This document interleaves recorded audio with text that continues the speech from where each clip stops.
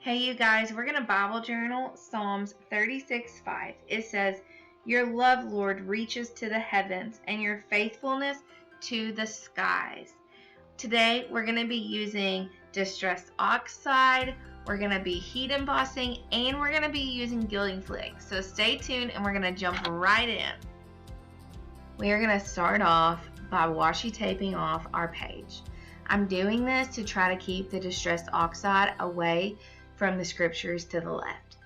I'm going to link all the supplies below in the description, but what I'm using here is Tim Holtz Distressed Oxide as well as an ink blending tool. The stencil I'm using can actually be found on Amazon, but it's a cloud stencil, and so as we go through this, you're going to see that it's going to give a super awesome look of skies and clouds, and so it's perfect for the verse that we're working on today.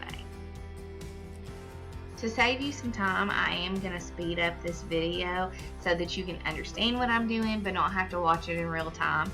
But essentially what's happening here is I take my stencil and I use my ink blending tool to go in a circular motion. Then I raise my stencil up a little bit higher and I do it again. And I do that until I reach the top of the page.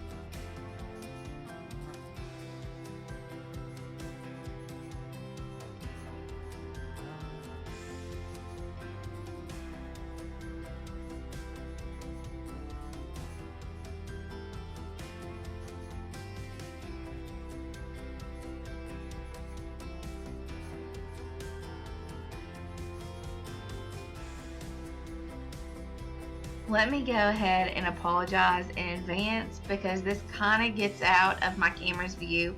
But what I'm doing here is I'm taking clear stamps that I had gotten from Hobby Lobby. This is just like a typewriter font. And what I'm doing is I take a Versamark stamping pad and I put that on my clear stamps, and then I'm going to place that onto this blue piece of cardstock from behind.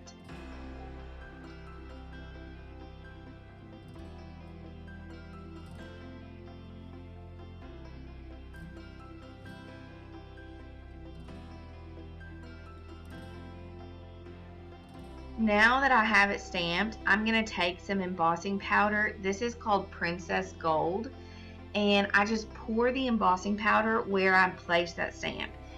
I'm going to take all the excess embossing powder and put it back in my jar before I do anything else, because you will waste a lot and you will get a mess everywhere if you don't do this.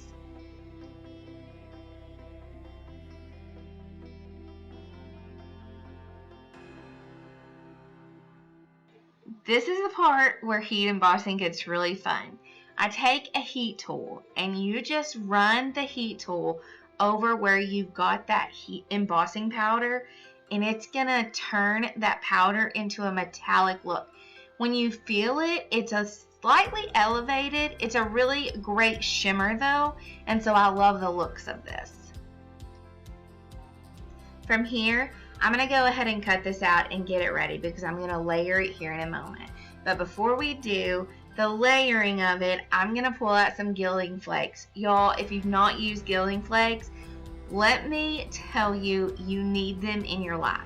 I'm going to be using a glue pen. It's called a Nuvo Precision Glue Pen. And I put it on and I just use a paintbrush to kind of make a brush stroke look. From there, I'm going to pull out my gilding flakes. Now, they're a little messy, you're fixing to see, and if you're not super careful, they'll get even messier, but you can take a paintbrush and they kind of stick to the paintbrush, and you can brush that on where your glue is.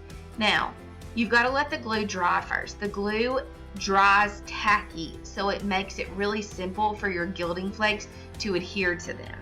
I didn't get quite enough, so I'm going to go ahead and pull out a few more.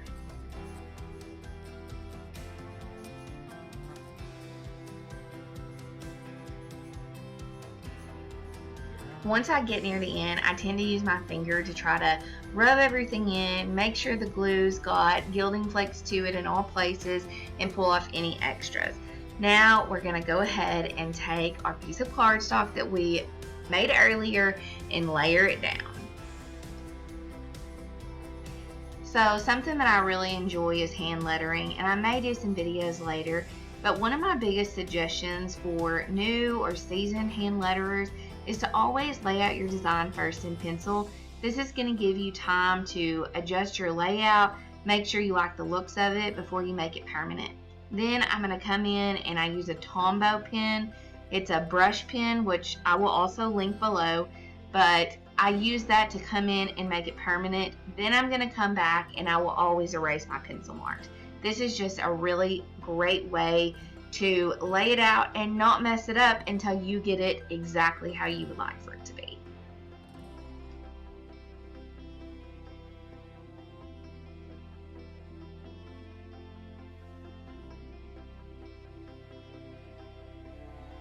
Okay, I'm going back to the Gilding Flakes. I'm taking my glue pen again. I'm making a stripe with my glue where my Distress Oxide's ending because I want to put a gold strip down there. So it's the same process as we showed you before, but this is just another way that I'm going to choose to use Gilding Flakes within this design.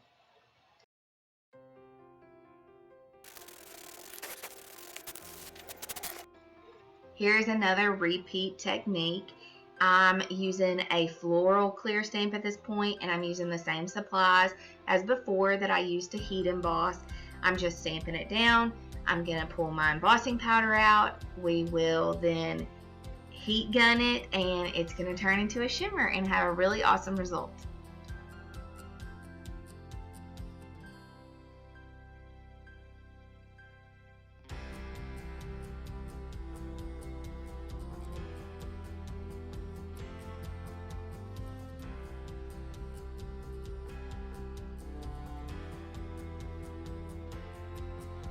Okay, my final step in all of my Bible journaling pages is I want to date it. One day when my girls look back on this, they're going to think it's really cool to be able to see, oh my goodness, Mom made this 5, 10, 20, 50 years ago, because I do plan on leaving these for my girls one day. Okay, here's a final look of what we just created. If you use any of these techniques, don't forget to tag me on social media, Instagram, TikTok, Facebook @CreativeJourney. Also, like and subscribe for more tutorials. Bye guys.